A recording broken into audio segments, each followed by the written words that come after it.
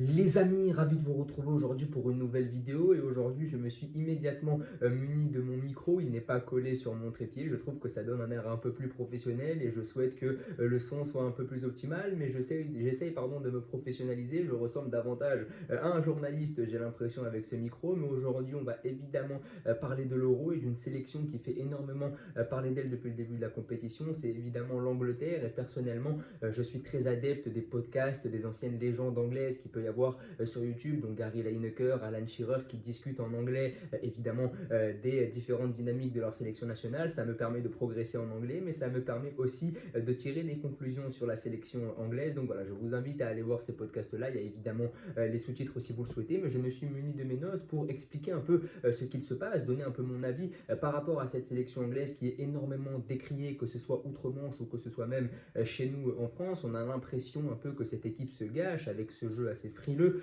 Donc je me suis évidemment muni de mes notes pour expliquer les tenants et les aboutissants autour de cette sélection anglaise. Mais si je devais contextualiser un peu ce qui se passe autour des Three Lions depuis le début de la compétition, eh bien c'est une première victoire très difficile face à la Serbie 1-0 et un match nul lors du deuxième match face au Danemark 1 partout, 4 points. Les Anglais sont leaders de leur poule, ils sont en ballottage favorable évidemment pour se qualifier. Ils ont un dernier match face à la modeste Slovénie. Donc comme ça, on pourrait se dire que les planètes sont alignées et que la fin justifie les moyens pour Southgate. On verra au fur et à mesure de la vidéo que pour Southgate, eh bien, le résultat est la seule chose qui lui importe. Donc on va commencer par lister point par point ce qu'il se passe du côté de cette sélection anglaise, les tenants, les aboutissants, les enjeux, les critiques qu'il peut y avoir autour de cette sélection. Et on va commencer par la première partie et la première critique qui peut secouer Gareth Southgate, c'est évidemment ce jeu très frileux. Et on a reproché au sélectionneur anglais de déployer un jeu beaucoup trop frileux, une défense beaucoup trop basse. Et si je devais soumettre une critique concernant cette équipe anglaise depuis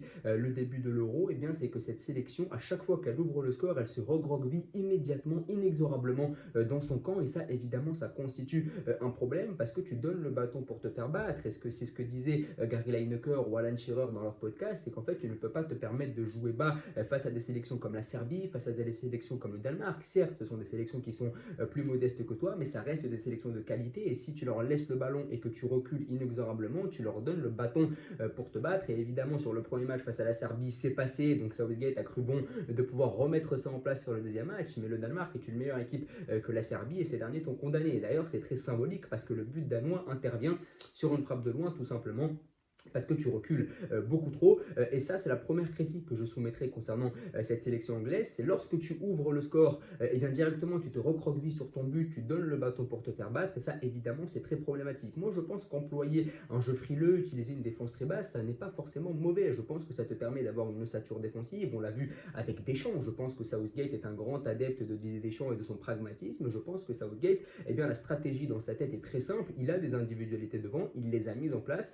Il veut jouer bas pour permettre à ces individualités de s'exprimer en phase offensive et essayer de créer le miracle. Je pense que Southgate n'a pas envie de jouer haut parce qu'il a évidemment des joueurs qui sont très offensifs dans son 11. On reproche à Southgate une certaine frilosité, mais quand on se penche sur les noms qui composent la sélection anglaise devant, et bien on se rend compte qu'il n'est pas du tout frileux au niveau des noms qu'il utilise. Par exemple, Southgate est très adepte de Deschamps. On n'a jamais vu Deschamps mettre 4 attaquants comme ça, très offensifs sur le front de l'attaque. Or, c'est le cas de Southgate. Il a quand même mis Saka, Foden, Bellingham, Kane, et dans le milieu de terrain, on a même Trent Alexander-Arnold qui est en 8 résolument offensif, qui a intégré le double pivot. Donc on peut reprocher à Southgate une certaine frilosité, mais au niveau des noms qu'il décide de mettre sur le terrain, eh bien on se rend compte que ça n'est pas si frileux que cela. Et je pense que si Southgate utilise une stratégie aussi basse, c'est tout simplement pour essayer d'exploiter ses individualités devant et essayer de créer l'exploit, mais surtout pour créer une ossature défensive très forte, parce que si avec Trent Alexander-Arnold en pivot, avec tes 4 fantastiques devant, tu commences à aller chercher très haut, tu prends le risque de te faire aspirer derrière sur les phases de transition, sur les attaques placées. Tu risques aussi de prendre l'eau au milieu de terrain. Donc je pense que le fait de jouer très bas,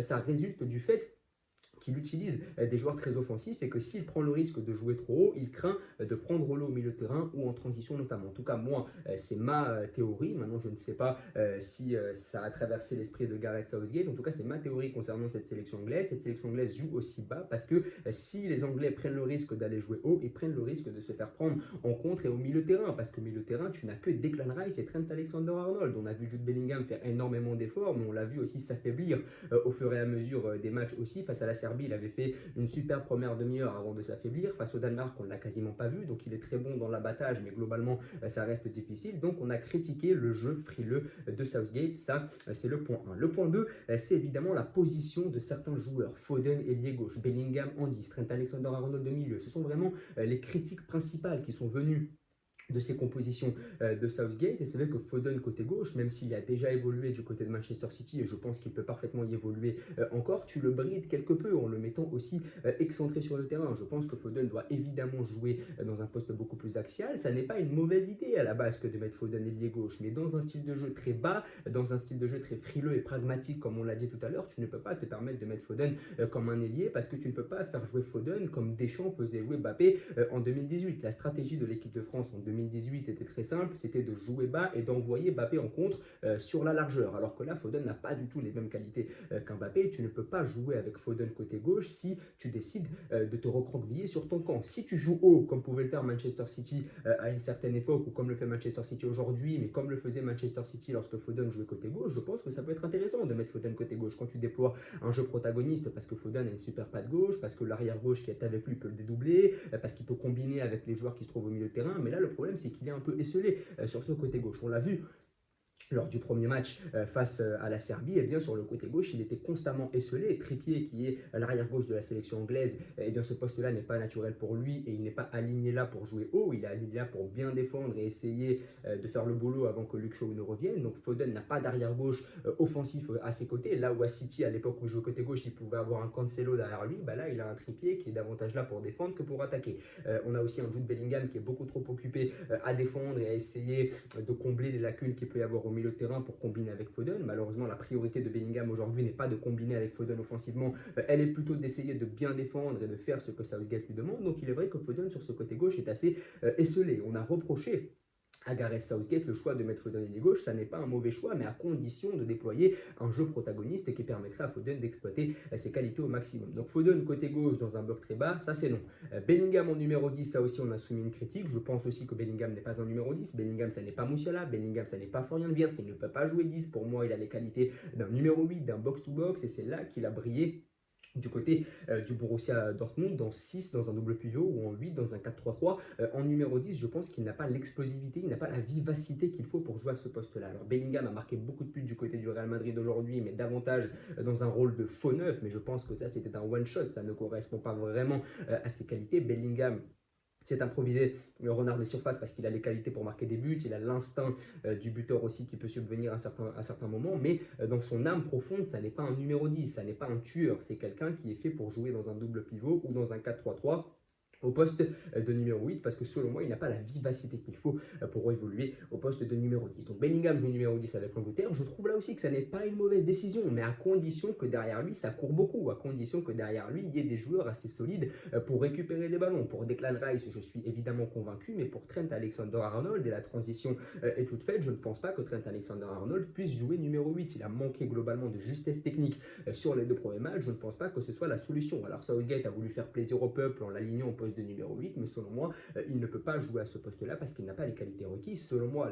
les qualités de Trent Alexander-Arnold correspondent davantage à un joueur qui peut jouer piston dans une défense à 3. Selon moi, Trent Alexander-Arnold, défenseur droit dans une défense à 4, c'est trop limité. Alexander-Arnold dans un double pivot, c'est trop limité. Selon moi, ce dernier doit soit jouer dans un 4-3-3 en numéro 8, soit jouer piston droit dans une défense à 3. C'est tout. Sinon, ça reste beaucoup trop limité défensivement pour jouer dans un double pivot. Le seul Declan Rice à côté de lui ne peut pas combler toutes les brèches qu'il peut amener. Alors oui, il peut distiller des bons ballons. Oui, il a une qualité de distribution, mais ces qualités de distribution seraient utilisées à bon escient dans une autre partie du terrain, à savoir la partie droite, là où il a été formé pour distiller de bons centres. Or, au poste de numéro 8, oui, il va distiller des bons ballons, mais on lui demande aussi un travail de récupération qu'il est incapable de faire pour le moment. Il y a aussi évidemment, concernant Southgate, la gestion des remplaçants, le fait que Palmer ne soit toujours pas rentré, le fait que Mainoo n'ait joué que 15 minutes. Je pense que dans l'esprit de Southgate, c'est très simple. Palmer est la doublure de Jude Bellingham, et comme Jude Bellingham ne sort pas, Palmer ne joue pas. C'est aussi simple que ça. Dans la tête de Southgate, évidemment, j'ai hâte de voir si Palmer va jouer sur le troisième match. J'ose l'espérer en tout cas, mais Palmer est la doublure de Bellingham, parce que lorsque le sélectionneur a sorti Foden et Saka lors du deuxième match, il a fait rentrer Eze et Bowen, qui sont selon lui les deux doublures de Foden et Saka.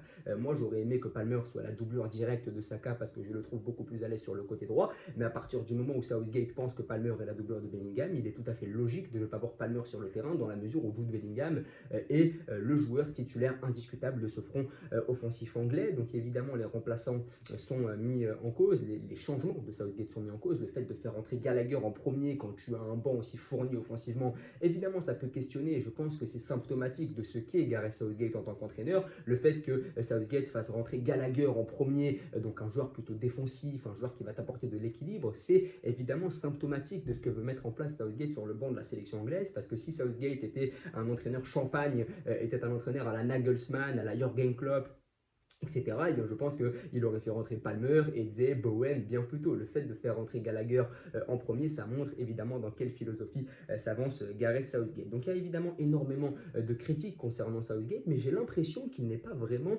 critiqué du côté des plateaux anglais. En tout cas, moi j'ai écouté Lineker, j'ai écouté Shearer, j'ai écouté Micah Richards, et ils ne lui reprochent pas grand-chose. Pourquoi? Parce que Southgate a quand même amené la sélection anglaise en finale du dernier Euro, où ça s'est joué à rien sur la séance de tir au but face à l'Italie. Il a amené la sélection en quart de finale de la Coupe du Monde 2022, en demi-finale de la Coupe du Monde 2018, avec un effectif qui était moins fort que celui-là. Et il ne faut pas oublier que dans l'esprit des Anglais, la génération dorée, elle n'est pas là. La génération dorée chez les Anglais, c'est la génération Scholes, Lampard, Gerrard, Rooney, Ferdinand. C'était celle-là, la génération dorée. Et à cette époque-là, l'Angleterre sortait bien plus tôt. Donc je pense que dans l'esprit des Anglais, mais ça n'est qu'une théorie, je pense que dans l'esprit des Anglais, avec une génération moins talentueuse qu'auparavant, Southgate a réussi à obtenir de meilleurs résultats. Et c'est pour ça qu'il jouit d'une telle immunité, parce qu'en fait, nous, en tant que Français, on voit les noms qui composent l'équipe aujourd'hui et on se dit c'est insuffisant. Mais quand on se penche sur les résultats, il n'y a qu'une seule équipe qui est susceptible de gagner des compétitions internationales. Pour le moment, la chance n'a pas souri à l'Angleterre, mais quand on regarde le passif anglais, on se rend compte qu'il y avait énormément de joueurs de grands talents, de meilleurs talents que ceux que l'on peut voir aujourd'hui. Et pourtant,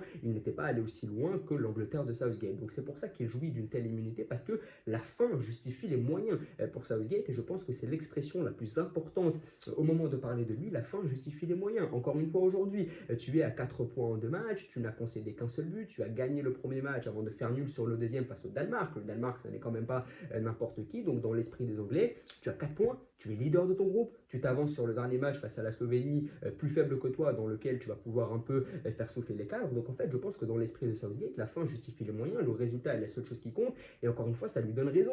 Dernier Euro, il fait finale. Quart de finale de la Coupe du Monde 2022. Aujourd'hui, il est qualifié pour les huitièmes de finale, quasiment sûr de finir premier. Il peut même se payer le luxe de faire tourner. Donc au final, la manière avec laquelle tu joues, ça n'est pas vraiment important.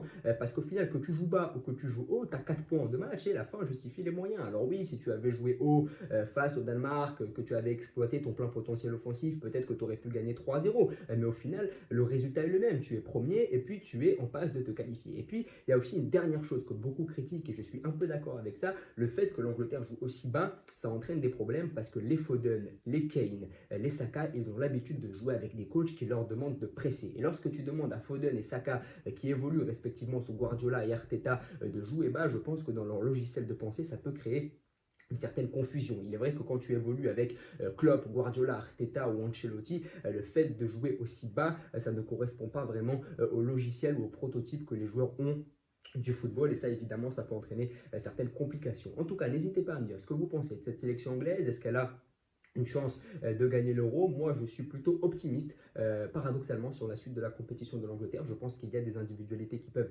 vraiment faire la différence. Il ne faut pas éluder non plus les problèmes mentaux, l'usure mentale qu'il peut y avoir dans cette équipe, parce que tous les joueurs de cette équipe jouent plus de 45 matchs par saison, donc il peut y avoir une certaine usure mentale. Il y a aussi une fatigue physique, on l'a dit, usure mentale parce que beaucoup mettent la pression pour que l'Angleterre remporte l'Euro. Je pense que l'Angleterre est la sélection qui a le plus de pression sur les épaules. L'Angleterre est un grand pays de foot dans lequel les médias sont évidemment très dominants, ils ont une grande influence, et puis surtout il y a une certaine usure physique parce que la majorité de ces joueurs évoluent en première ligue, qu'ils sont à 50 matchs la saison, et bien sûr ça peut causer des soucis. En tout cas, n'hésitez pas à me dire ce que vous en pensez, à vous abonner, à liker et à partager. Merci beaucoup.